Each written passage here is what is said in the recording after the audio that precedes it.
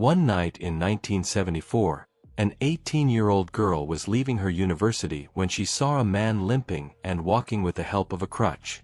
Suddenly, the man fell to the ground.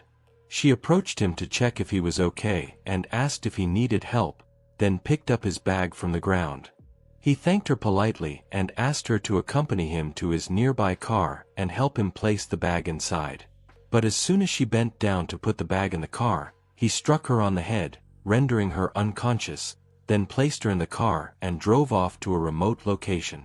This girl was one of the early victims of Ted Bundy, one of the most notorious serial killers in the history of the United States and the world.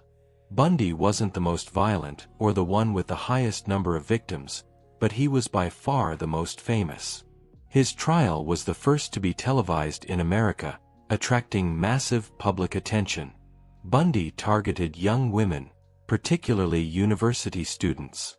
He confessed to killing 30 victims, but estimates suggest that he may have killed over 100 women.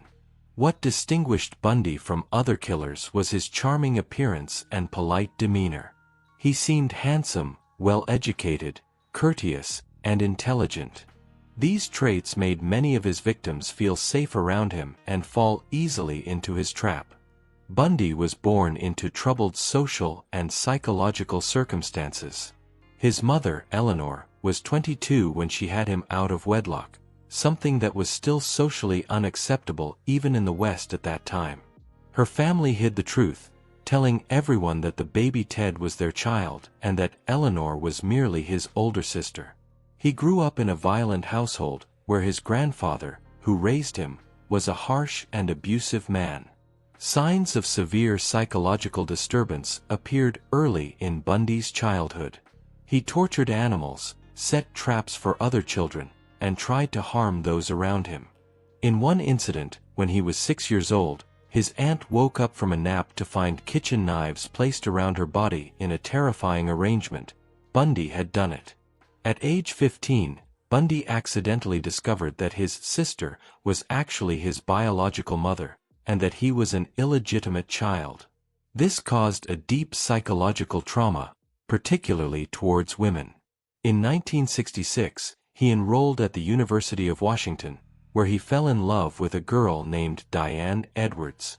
However, differences in social class and his deteriorating academic performance led to the relationship falling apart, something that left a deep scar on him. Bundy spiraled into severe depression, dropped out of school, and began living in isolation, feeding dark and violent fantasies about women. Over time, he started stalking and spying on women. One day, he committed his first violent crime by attacking a girl with a blow to the head, but he wasn't caught at the time. This marked the beginning of Ted Bundy's crime spree, which would continue for years, instill fear across America, and leave an unforgettable mark on the history of modern crime. In 1969, Ted Bundy's life began to take a different turn when he met a woman named Elizabeth Kendall, a single mother of a young daughter. A deep emotional relationship developed between them, and Ted became the ideal man for Elizabeth, treating her daughter as if she were his own. This relationship helped Ted regain his self-confidence, but his dark side remained hidden deep within him. In 1970, Ted decided to return to the University of Washington to study psychology, and graduated in 1971. During that time, he worked at a suicide prevention center, where his job was to talk with people struggling with dark thoughts. This job gave him the opportunity to develop his skills in understanding the human mind, especially women, a skill he later exploited to lure his victims. Ted also participated in a psychological committee that helped the police analyze crimes, which gave him insider knowledge about investigative methods and their weaknesses. Through his network, he joined the office of the governor of Washington state and contributed to his election campaign, which boosted his social standing. However, Ted hadn't forgotten his former girlfriend, Diane. He traveled to California to see her and showed her the new successful side of his life. Diane reconsidered him and agreed to get engaged, but Ted was planning revenge. After weeks of their relationship, he suddenly ended things with her, directing harsh words that indicated his desire to humiliate her as she had done to him before. This moment marked a turning point, as Ted felt a psychological thrill that made him realize that breaking women would become his ultimate goal in life. Ted returned to Seattle and resumed his relationship with Elizabeth, starting to study law on the governor's office recommendation. In 1974, he committed his first brutal crime by breaking into the home of a student named Karen Sparks and violently attacking her while she slept. Although she survived, her injuries caused permanent damage. Less than a month later, he committed his first murder, with his victim being a student named Linda and Healy. He kidnapped her from her dormitory, took her to a mountainous area, where he assaulted and killed her. The police did not link this crime to previous attacks due to lack of clear evidence or similarities in method. Ted's crimes continued, and he began refining his methods of luring victims.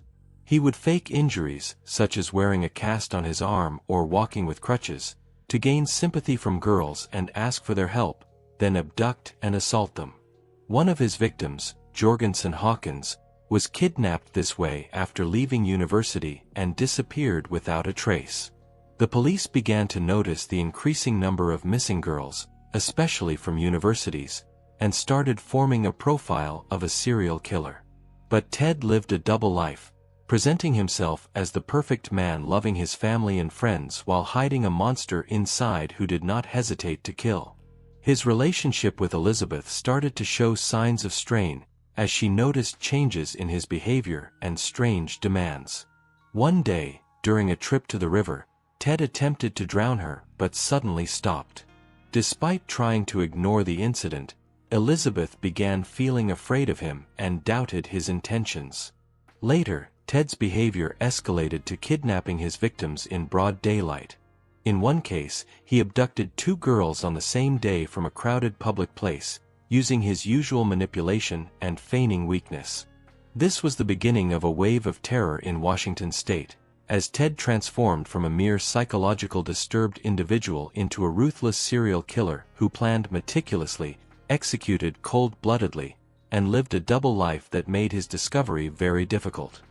On a bright summer day in July 1974, in the heart of summer, in the state of Washington near the city of Seattle, there was a lake called Lake Sammamish, surrounded by a large natural park, crowded with people at this time of year. Families gathered in large numbers to enjoy the atmosphere of nature and water, and this joyful and peaceful environment was the place Ted Bundy chose to hunt his victims once again. That day, his first victim was a girl named Janice Ott, who was lying on the ground sunbathing. Ted approached her with his usual charm, wearing a cast on his hand, pretending that his arm was broken. With his handsomeness and cunning manner, he spoke to her and convinced her to help him carry a boat, claiming he couldn't move it because of his injury. After winning her trust with his words, he led her to his car, where he suddenly struck her unconscious and kidnapped her to a distant place. But strangely, Ted was not satisfied with just this crime, as he usually was. On the same day, only a few hours later, he returned to the same lake, as if his dark urge could not be satisfied with just one victim. He approached a second girl named Denise Naslund and repeated the same trick, convincing her to accompany him, and kidnapped her as well. However, this time there was a witness. There were many people present who noticed Ted's presence and movements, and some even overheard the conversations between him and the girls. What Ted did not expect was that one of them heard him say his real name, Ted. Others saw his cast, and some spotted his car, a beige Volkswagen Beetle, and described its color precisely. The police collected these testimonies, created a rough sketch of the suspect, published his name and the car's details, and called on the public to report anyone matching the description. Thus, Ted Bundy's case began to dominate the headlines, and his picture circulated among the people, even though his features were not distinctive enough to make him easily recognizable, and the car he used was very common, which made identifying him precisely very difficult. What was unexpected was that the person closest to Ted, his girlfriend Elizabeth, started to grow suspicious. She had felt something suspicious in his life for some time, but after seeing the news and the sketch, linking it to the beige car, she could no longer ignore her feelings. She contacted the police and reported her suspicions, but the police did not respond as expected. They found Ted to be a successful man, studying law, having worked with the governor's office, and having participated in committees that helped the police, which made them completely rule him out. They even tried to convince Elizabeth that she was imagining things and misjudging a person who did not seem connected to the wanted criminal. There were over 100 reports of men named Ted, and Ted Bundy was not at the top of the suspect list. Despite her doubts and fears, Elizabeth noticed worrying signs: the presence of crutches, materials for making casts, extra keys, strange tools, and periods when he disappeared without explanation. Yet she was not ready to confront him.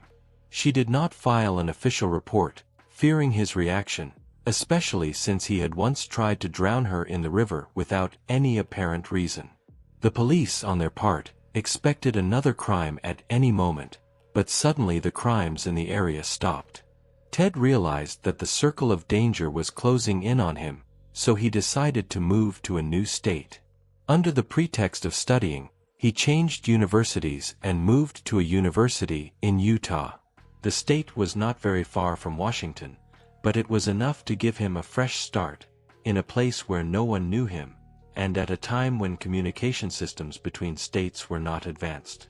There was no unified database or broad media coordination, so Ted disappeared off the radar and began a new life.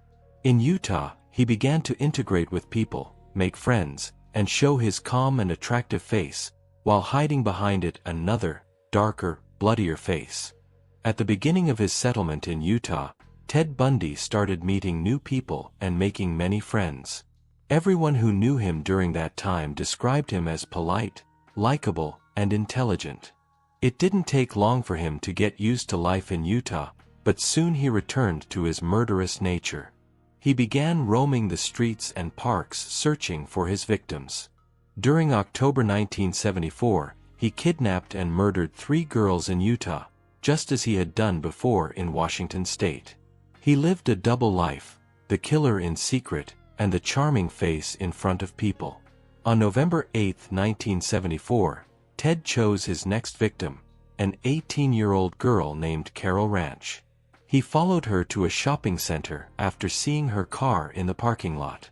When she exited the center, he approached her pretending to be a police officer named Roseland, telling her that someone had tried to break into her car. He asked her to come with him to check the vehicle. After she confirmed that her car had not been touched, he said they had arrested the suspect and that she needed to come with him to the police station to file a report. Carol hesitated and asked for proof of his identity. He showed her a fake police badge and told her that his car was not a police vehicle because he was working undercover.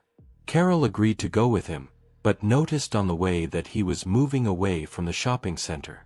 When she asked about their destination, he avoided answering. Feeling threatened, she tried to escape from the car. Ted tried to restrain her, but could not bind both of her hands. During the struggle, she managed to open the door and flee. Ted chased her but failed to catch her again. She left the area and flagged down a passing car that took her to the police station. Carol became the first victim to survive Ted Bundy. That night, Ted couldn't control his rage. He looked for a new victim and murdered a girl named Debbie Kent. Meanwhile, Carol told the police all the details of the incident and gave a precise description of him and his car. The police drew a composite sketch and published it, and suspicions began to arise that he was the same killer active in Washington. Ted grew worried about the widespread news coverage and decided to temporarily stop committing crimes in Utah. He traveled to Washington to spend Christmas with his girlfriend Elizabeth and her daughter. Elizabeth was afraid of him but didn't have the courage to leave him.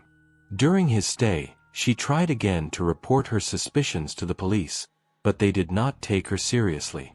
After the holidays, Ted returned to Utah, but his urge to kill remained. He decided to change his area of activity, traveling to Colorado, where he committed several crimes, then moved on to Idaho and continued his murders. Some victims were schoolgirls. In August 1975, while driving in Utah, a police officer became suspicious of him. The officer ordered him to stop, but Ted tried to flee. A chase ensued until the officer finally stopped him. When his car was searched, suspicious items were found such as a mask, gloves, ropes and handcuffs, prompting the police to arrest him. Later, Ted was included in a lineup where Carol identified him immediately. The police confirmed that he was the wanted criminal. Investigations began, and Elizabeth was contacted and told the investigators everything she knew about him. His apartment in Utah was searched, and receipts and papers were found proving his presence near crime scenes. Additionally, hairs found in his car matched some of the victims. Although the evidence was not conclusive, its accumulation was enough to start his trial. Ted Bundy's trial sessions began on February 23, 1976, and he decided to represent himself in court. One of the victims was staying at the same hotel where Ted Bundy was also staying at the same time, which suggests he may have been stalking her from there. The hotel was located in Colorado, the state where Ted committed several crimes. When the police conducted a thorough search of his car, they found some hairs that matched the color and texture of hair from 3 of the victims. Of course, DNA testing was not available at that time, but these pieces of evidence pointed to a possible connection. Although there was no conclusive evidence directly implicating him, the accumulation of these small pieces of evidence could be enough to convict him in court. Ted Bundy's first trial began on February 23, 1976, and he decided to represent himself, relying on his legal studies. It is worth noting that anyone, whether they hold a law degree or not, can legally represent themselves in court. Ted was very confident in his ability to influence the judge and convince him of his innocence, insisting that he was not guilty. However, the trial lasted no more than 4 days before the judge delivered his verdict, convicting him in the kidnapping case involving Carol, the girl who had managed to escape from him. The judge did not issue any sentences related to the murder charges at that time, but sentenced him to a prison term ranging from 1 to 15 years. This sentence may seem unusual, but the reason was that it was a temporary ruling, pending the completion of ongoing investigations into other cases involving Ted Bundy. It was expected that he would be tried again for other victims. The investigations took a long time, and after more than a year, Ted Bundy was tried again, but this time in Colorado, not Utah, after investigators gathered evidence of crimes he had committed there, including the fact that he stayed in the same hotel as one of the victims. The second trial began in June 1977, and as before, Ted represented himself in court. This gave him some privileges, such as wearing regular clothes instead of a prison uniform, and he was not handcuffed during the sessions. During this period, he was allowed to access the courthouse library between sessions, as he was acting as his own attorney, where he studied law books. The courthouse library was located on the second floor of the courthouse building, and he was always accompanied by a guard. However, the guard sometimes left the library to take smoking breaks, standing near a window and watching the library door, believing it was the only entrance and exit. Ted took advantage of the situation by moving to a corner of the library out of sight, opened one of the windows, and jumped out onto the ground below. The ground was dirt and damp rather than solid concrete, which softened the fall somewhat, but he still injured his leg. No one realized he had escaped until about 10 minutes later, when a woman saw him jumping out of the window, rushed inside, and alerted the staff. The guard then realized that Ted had fled.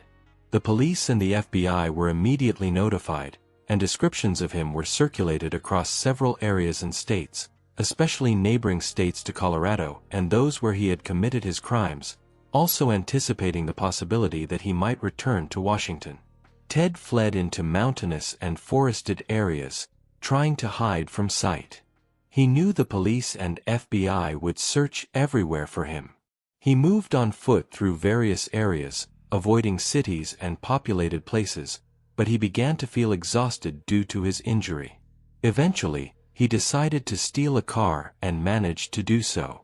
He drove at night, avoiding attracting attention. However, one night, a police car chased and stopped him. The officer immediately recognized him and said, "Welcome, come with us." Ted was returned to prison just 6 days after his escape. He was placed in a new cell awaiting his next trial, which would take several months to begin. During the waiting period, he was provided with law books and a typewriter because he was still representing himself as his own attorney.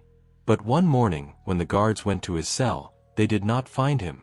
Ted Bundy had escaped again, but this time from inside the prison itself, not from the courthouse building. So how did he do it? Ted noticed a small opening in the ceiling, a small vent meant for lighting or installing a lamp. The opening in the ceiling of Ted Bundy's cell was supposed to be covered with a metal plate, but the guards had covered it with a plastic sheet instead, which Ted saw as an opportunity to escape. However, the opening was very small, so he needed to reduce his weight to slip through it without raising suspicion. He started complaining about the food constantly and refused to eat, losing over 15 kilograms in 6 months. Since he needed to cut the plastic, he somehow obtained a small saw through another inmate. Once everything was ready, he decided the best time to escape was during the year-end holiday when there were fewer guards in the prison.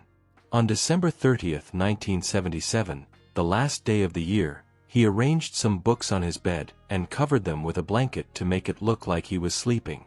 Then he climbed onto the top bunk, cut through the plastic, and entered the opening.